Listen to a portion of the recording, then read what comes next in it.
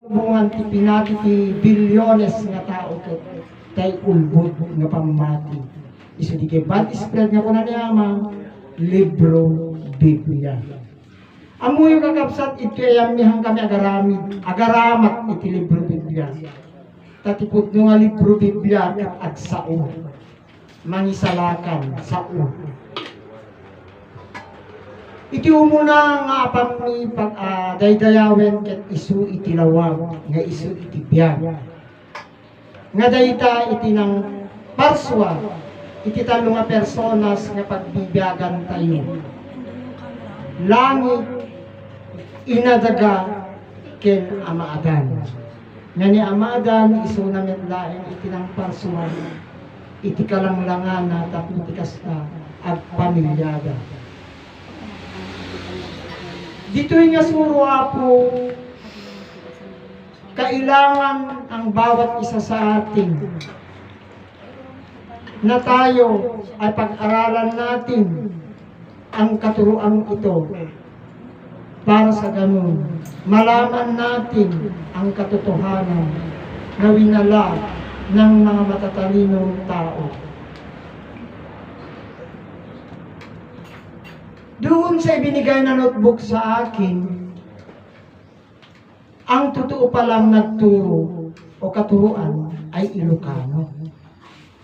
Yan yung pinaka-mother tongue natin dito sa katuruan ito. Kaya tinawag na Ilocano, solid Ilocano, Isabela.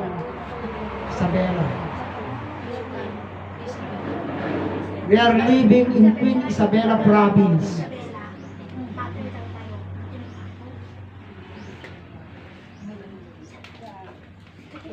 Noong 1988, dinala ko yung katuruan ito dito si Ina. Kasi we stay in ang tagang second last 1986. Noong panahon ng revolusyon ng EDSA Revolution, noong panahon ni Corazon Aquino. And then si Ina, lagi niyang siya ang una kong nakilala na nagdala sa akin kay Amatalosi. Matangkad na ina yun. Nagsakripisyo ng 9 months, hindi siya kumain. Ang pagkain niya lang doon, tubig at saka saging. Alam niyo yung sabag? Sabag. Di JT, bakang ko kanya na hindi. And then, nanggagamot siya. At the same time, nagtuturo siya. Kasi, ang katuruan ito ay medisina para sa amin. Kung nandito ka na may karamdaman, kung makinig ka lang, maski hindi ka hawakan at haplusan. Ang ura na kang ilutin, iganan. Babayan iti panagdengeg mo, maikat di kay mariknam iti baging.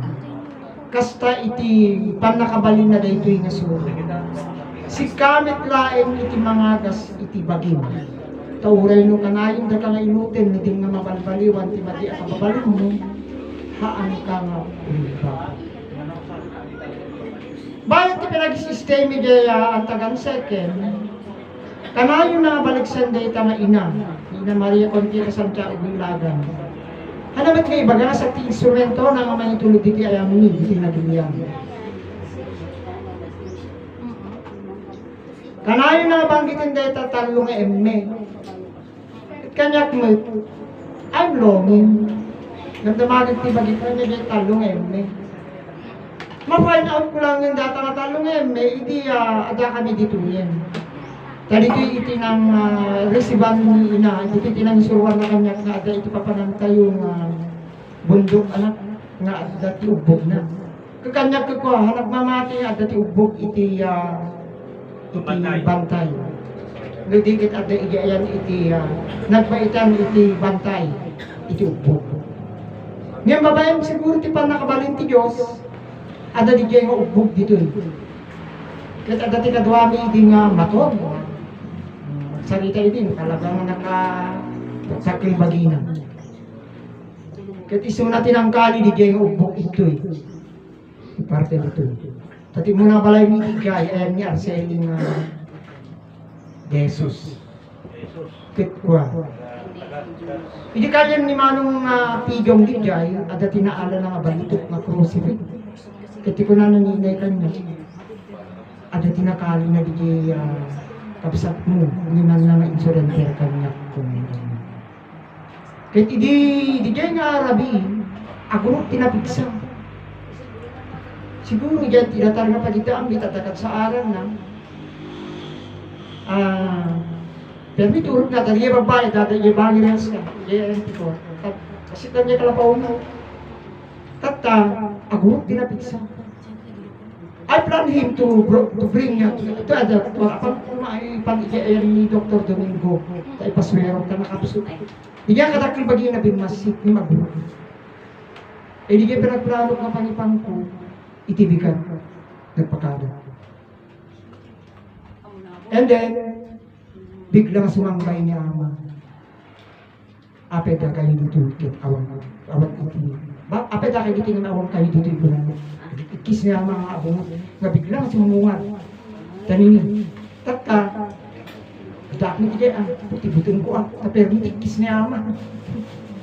Ngayon malagip ko di dyan, naramid na tagamin di Pidong, di bagbagat na nagkaliti bundok nga dugo na, may suti pagtigusan di dyan sakit na. Tata, at tagamin ti bisita nga Rizalista. Kityak ano na niya ti naramid na. Kuti kaya Rizalista, kit ada iti kapangyarihan damat lang dagigay. Ada iti kasla bendisyon ti Diyos kanya na. Ngayon naramid tagamin na reliyon. So, siguro, kanda nga na control yung emotional act da, nagsarita na timati. Gusto na nakipag-debate da. So, hindi panis ngayon. Iti may sapay nga na-experience ko dito, iti 1988. Hindi umuna nga, panagdyam ni DJ, pinatakdir ni Ina Maria Calpita Santiago Uligan as inay. At dati alipupog nga nakapipiksa nga hangka makamata. Hindi permi nga tingaal daw. Nga magsampet na kita tinagadong nga tao. Hamo problema ti makan. Tati kadaal daw iti makaunong ka iti talungan sako nga bagas. Kastamet ti kape. Kaya nagiging dilata. But never nga nag-manage na timakan. Nga siya ti pinagbintangan na agyaw awit ni Balaynig. Ngayon uray ni Maysa nga bukal ti sardinas awan iti inyawit ko. Kung nadyitatang ko, hindi agawit ang anak ko. Apay at iti nangamuak ni motherland. Apay kanu nga agyaw awit ka ti dilata. Wada ka titi insampit ka dito ipinat na. Hindi kimang pagpabasol kanya, isunat ti asal pa. Kitain nito galing tao. Nisinig agad-aramit ti sarita. Isunat ni Diyan. Awanan. Dito na tao. Gasawa na. Isutiray ti inaibigay mo na.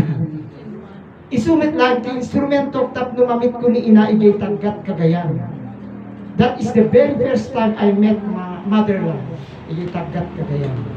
Nag-stay isuna iti barangay captain ida. Nga iti apelyido natin Salas. Nakapimpintas ni Beth iti bumalasita at the age of 15. Kat korso na nagigay na lakay. So kung na ini na kanya kailangan na umalis tayo dito anak. But I stay only one night. Nakunanan ni Inang. At iti kapsat mo paborito ni tatang mo.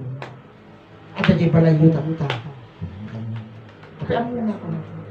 Tata. Ang supli kayo metlaeng maagasat ni nanang mo.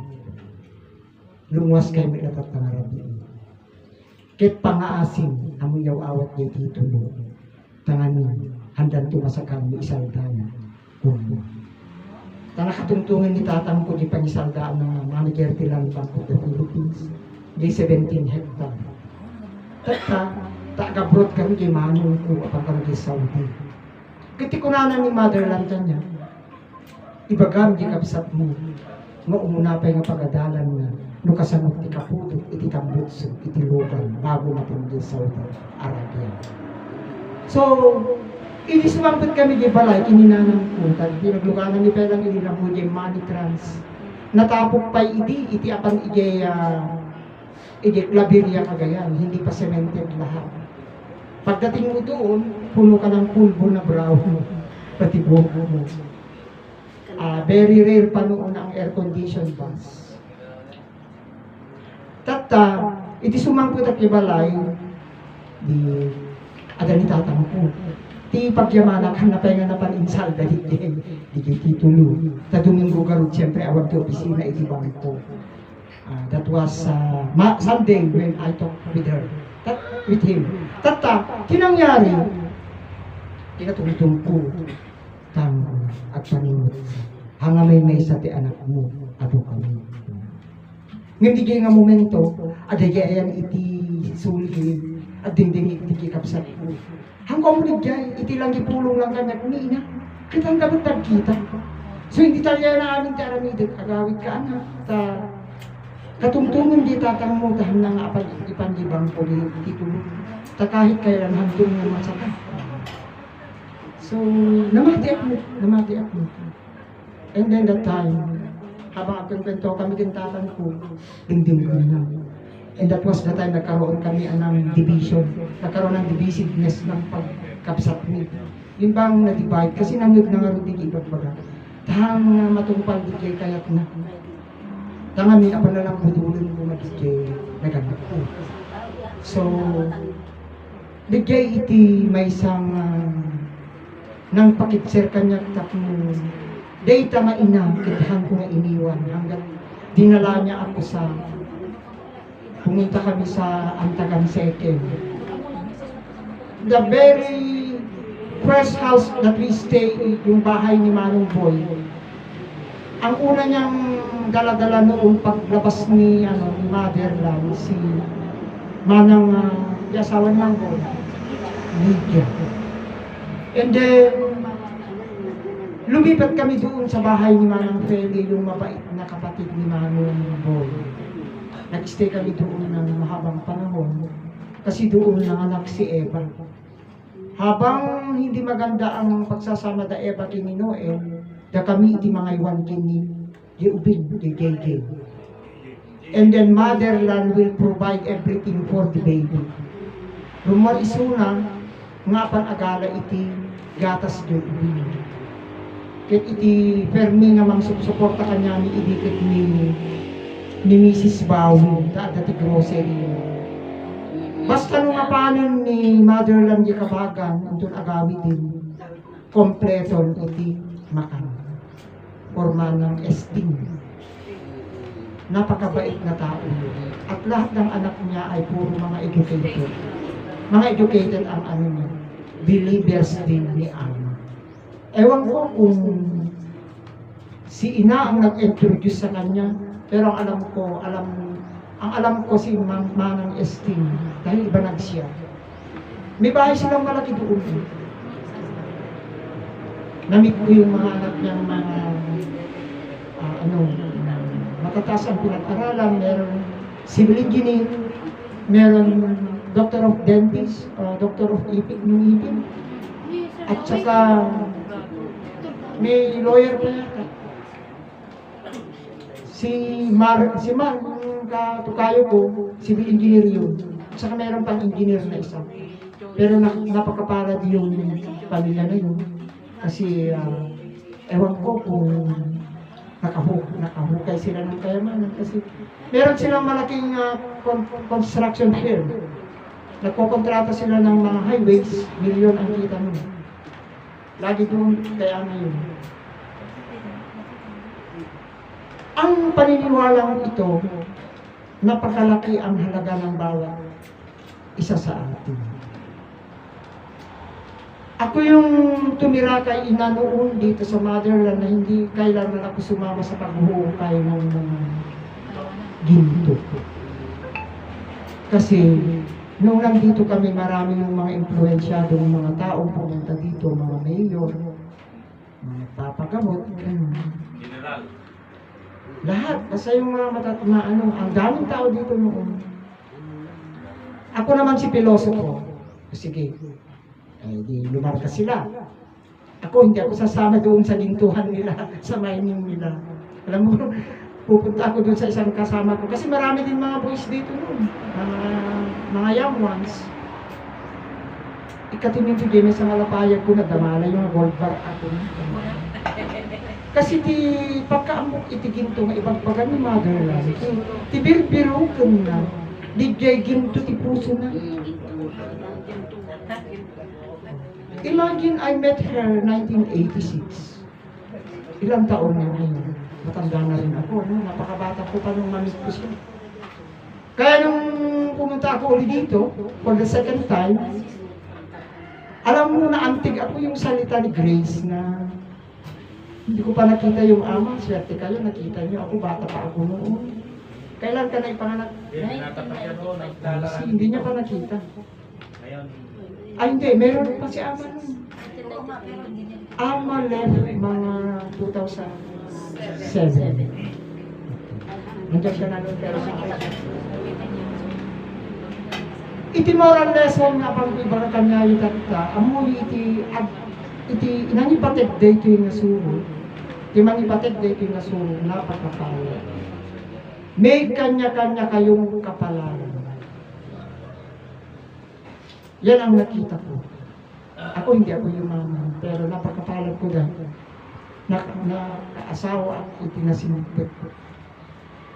Despite all the things I've done myself na para akong paru-paro.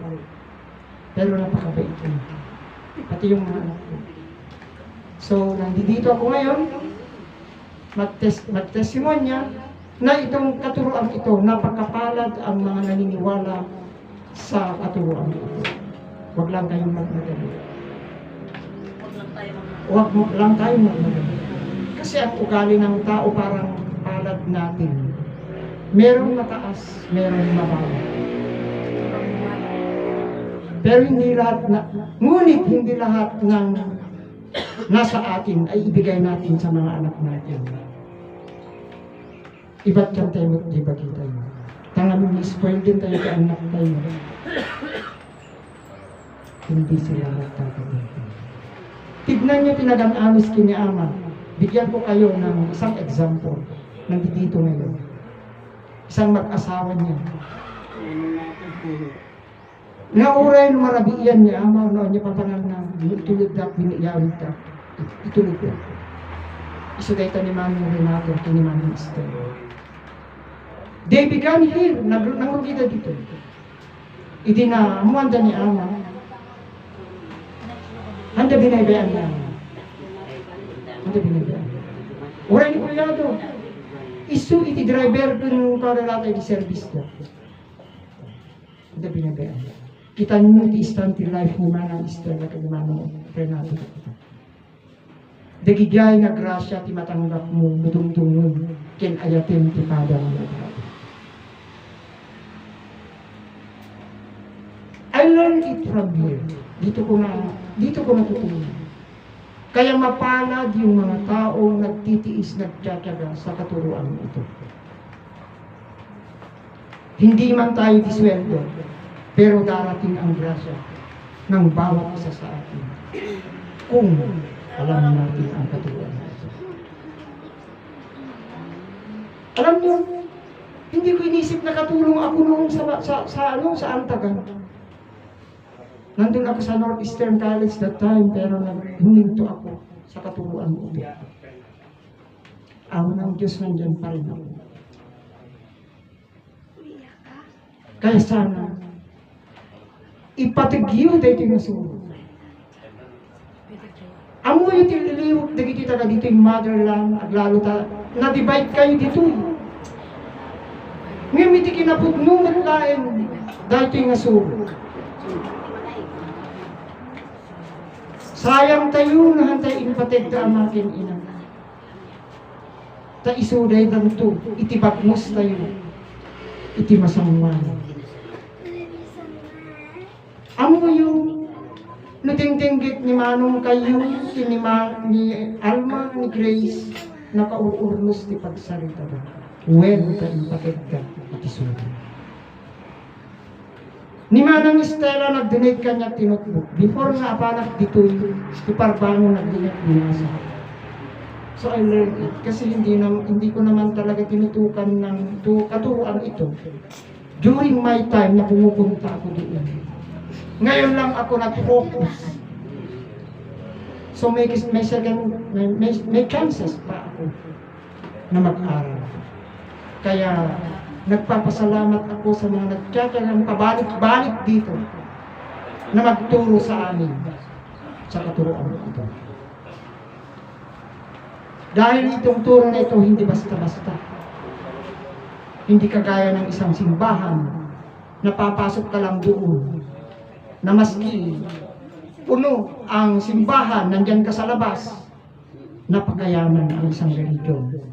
Dahil napupuno sila. Tayo hindi tayo mayaman, pero mayaman tayo sa ating katawan. Itong buhay natin. Ito ang importante. Nung nagtrabaho ka sa DCYI, sa Ilagan, sabi ng manager namin, anak, muntik akong na-aksidente this day, kuna naman niya. Mabaling ka di nga ikang katituaga, kuna naman niya. Mapang ka niya St. Ferdinand, tabay, ikam jay padi, di kararag na. Tatandani, tanap biyagat tayo kuna. Mabaling ka di kasya, substitution. Hindi pwede. Sa katuruan mo ito, makinig ka. Makinig ka. Kasi, uray kasingin mo, kamo may salba, hindi napatyan di kasingin mo. Tadwa lang met, dito. Diba? Masama kung mabuti lang met, iti tao. Kasanunod yung kambal kat mabuti kang masama. Kaya ito di kabsat na mabuti kiti salakan na di masama, ang nadimdinggan, kuka na lang ta. Diba? Ganun ang katuruan ito. Kaya napakapalad niyo, hindi man maranya ang ating kinalalagyan ngayon. Ito ang tunay na katuruan. Dahil ang religion, napakayaman nila. Alam mo, nung pumunta ng kapatid ko sa Vatican, sabi niya, tuwang-tuwa ng kapatid ko, ang yaman pala ng Vatican, sabi niya.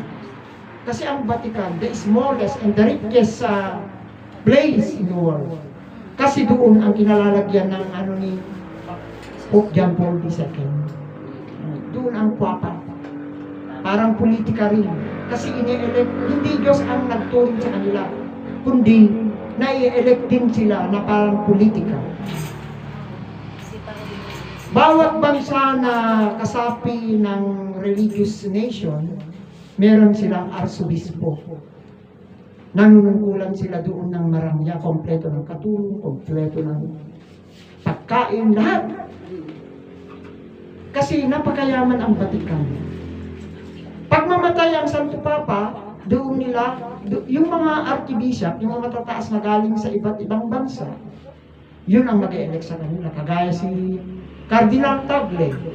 Siya yung pinakamataas sa Maynila. Ngayon, na-promote siya, na-assign siya doon sa Rome. Nandun siya. Ngayon. Dito kanya tayo, timang pili kanya tayo, datayunit lang tibagi tayo, kaya tayo, iti sarita, nga Diyos, kinamo tayo, iti kay balinan. Tati kay balinan, iti Diyos, isudayta iti lawag. Dat lag, dayta ti imuna, nga isu nati, nang parswati talo nga personas, nga isu iti daga, ay langit, inadaga, kinamadan. Ngayon amo no damdamo ka dito kasulangay kat katawaan. Nung kanya kililing din nito. No dadto mapay niya maapat at tugaw di ayang tipogon. Tay di mamit ko niya ama naputong iso na ilihang agbadbado. No sumangpit kay gay, salasalaan na ka. Sagaysay na sagaysay. Apay ang sagaysay ka na sagaysay kuna kanyan. Wenta dito'y bawat hibla ti buok ko kag tao dito ko. Apay sagay-say mga wenta o sa timang urmus kanya. So na urmus dito. Kananda sagay-say basta masabat mo sagay-say na sagay-say dito. Ta aming ni demonstra na, aming makita, damagin, tapos among kay balingan na. Kit bawat sarita na sumagot ka kanya na, ma-edit, ma-check up insigida. Insigida nga ma-check up. Kanyang mit nga ko, apay nga tagatoy nga amang, hamit nagadal, nga napakatalino nga. Unay man lang nung nagadal ka tinaka to, awan among sumawa kanya na. Isa nga din nga suro, itad na tipang panakabalin na tangamin. Kanayon ko nga mangnig dito nga, dungting to ti aldaw ket sumango kayo iti nakadado nga tao nga matatalino. Ngayon ko na namit niya hangkay madanagan, ta iti ti Diyos, iti talino, iti munggal mo. Ni Rizal nagadal ka, di apet tinawag tayo nga Dr. Isuna. Apet amuna amin nga sarita, amuna ti Espanyol. Wala niya mapapanan na bansa, amuna ti dialect. When tadi Dr. Cesar may